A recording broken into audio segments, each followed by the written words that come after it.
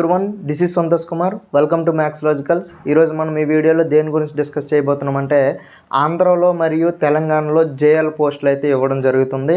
ఈ యొక్క జేఎల్ పోస్టులకి ఎవరు ఎలిజిబుల్, ఎవరి యొక్క ఏజ్ లిమిట్ ఎంత ఉండాలి, ఒకవేళ ఏజ్ లిమిట్ సరిపోయి ఎంఎస్సి కూడా మీకు ఉన్నట్లయితే వాళ్ళ యొక్క బీఈడి ఉండాలా వద్దా, నెట్ సెట్ పిహెచ్డి ఉండాలా వద్దా అనేది ఇలాంటి క్వశ్చన్స్ అన్నిటికీ నేను ఇప్పుడు మీకు డిస్కస్ చేయబోతున్నానండి ఈ యొక్క వీడియోలో. మన ఛానల్ ఎవరైనా కొత్తగా చూస్తున్నట్లయితే సబ్స్క్రైబ్ చేసుకోండి మరిన్ని అప్డేట్స్ కోసం.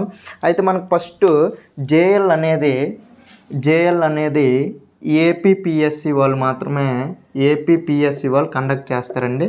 ఆంధ్రప్రదేశ్ పరంగా ఏపీపీఎస్సి వాళ్ళు. ఇక్కడ మనకి జేఎల్ సిలబస్ ఏమిటంటే మనకి ఫస్ట్ జనరల్ స్టడీస్ ఉంటుందండి. జనరల్ స్టడీస్, అలాగే మనకి కన్సల్ట్ సబ్జెక్ట్. అయితే ఇక్కడ జనరల్ స్టడీస్లో మీకు 150 బిట్స్ అయితే ఇస్తాడండి. ఈ యొక్క సబ్జెక్ట్లో కూడా 150 బిట్స్ ఇస్తాడండి. ఈ యొక్క 150 × 1, ఇక్కడ 150 × 2 అండి. ఇక్కడ 150 మార్క్స్, ఇక్కడ 300 మార్క్స్ అండి. టోటల్గా మీకు ఎన్ని మార్క్స్ కండి? 450 మార్క్స్ కండి.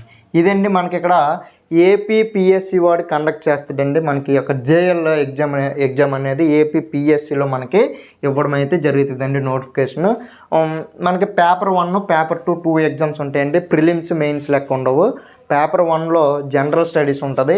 జనరల్ స్టడీస్ మీరు ఏ సబ్జెక్ట్ అయినా చదవండి, తెలుగుకి చదవండి, ఇంగ్లీష్ చదవండి, మ్యాథ్స్ చదవండి, ఫిజిక్స్ చదవండి, కెమిస్ట్రీ చదవండి, ఏ సబ్జెక్ట్ చదివినా ఈ యొక్క జనరల్ స్టడీస్ అనేది అందరికీ కామన్గానే ఉంటుంది. అయితే సబ్జెక్ట్ మీరు ఎంఎస్సిలో ఏ సబ్జెక్ట్ అయితే చేస్తారో ఆ యొక్క సబ్జెక్టు మనకి ఇక్కడ తీసుకోవాలి. ఆ యొక్క సబ్జెక్ట్ మాత్రమే అప్లై చేయడానికి అవుతుందండి. ఇప్పుడు సపోజ్గా మీరు ఎంఎస్సి మ్యాథ్స్ చేశారనుకోండి, ఇక్కడ మనము జేఎల్కి కూడా మ్యాథ్స్కి అప్లై చేయడానికి మాత్రమే అవుతుందండి. ఇక్కడ ఎంఎస్సిలో మీరు జనరల్ అయితే పక్కా 55% ఉండాలండి. అలాగే ఒకవేళ రిజర్వ్డ్ అయితే 50% ఉండాలండి. వీరు ఎలిజిబుల్ అండి. బీఈడి ఉండాలా వద్దా అంటే బీఈడి అనేది మనకి చూడండి, ఇంతకుముందు డిఎస్సిలో మనకి AP model school, residential schools, ఇలాంటి స్కూల్స్ నుంచి కూడా మనకి 11-12 క్లాసెస్ అయితే 11+12 క్లాసెస్ అయితే పెట్టడం జరిగింది. వీళ్ళకి ఇప్పుడు ఈ 11+12 క్లాసెస్కి రిక్వైర్మెంట్ ఎలా తీసుకునేవారంటే తెలంగాణలో బీఈడి ఉండాలి. తెలంగాణలో బీఈడి ఉండాలని.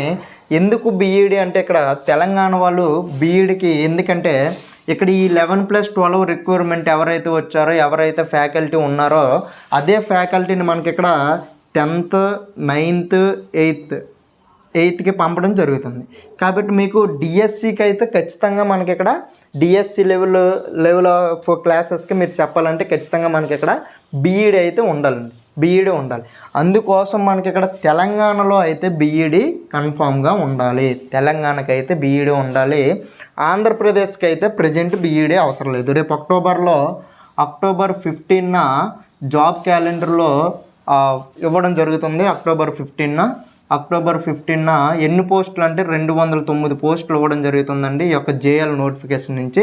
ఈ యొక్క జేఎల్ నోటిఫికేషన్ నుంచి 209 పోస్టులు ఇవ్వడం జరుగుతుంది. ఈ యొక్క 209 పోస్టులు అక్టోబర్ 15న రిలీజ్ చేయడం అనేది జరుగుతుందండి. అయితే ఇక్కడ మనకి బీఈడి అనేది ఈ ఇయర్కి అవసరం ఉండదు అని అనుకుంటున్నాను. ఎందుకంటే ఆల్రెడీ నోటిఫికేషన్ అక్టోబర్లో ఇస్తామని అనౌన్స్ చేశారు. కాకపోతే బీఈడి కంపల్సరీయా లేదా అనేది మాత్రం ఇంకా వాళ్ళు అనౌన్స్ చేయడం అనేది జరగలేదు. కాబట్టి ఈ ఇయర్కి ఉండకపోవచ్చండి. ఈ ఇయర్కి బీఈడి అనేది ఉండకపోవచ్చు అని నేను అనుకుంటున్నాను. తెలంగాణ వాళ్ళకైతే కన్ఫామ్గా బీఈడి ఉండాలి. ఇప్పుడు జాబ్ క్యాలెండర్లో మనకి 1100 పోస్టులు అయితే రావడము జరుగుతుంది.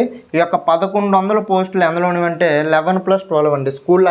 హయ్యర్ స్కూల్ స్టడీస్లో కూడా మనకి ఇక్కడ 11+12 అనేది ప్రవేశపెట్టడం జరుగుతుంది. కాబట్టి ఈ యొక్క ఇందులో నుంచి 1100 పోస్టులు అయితే ఇవ్వడం జరుగుతుంది.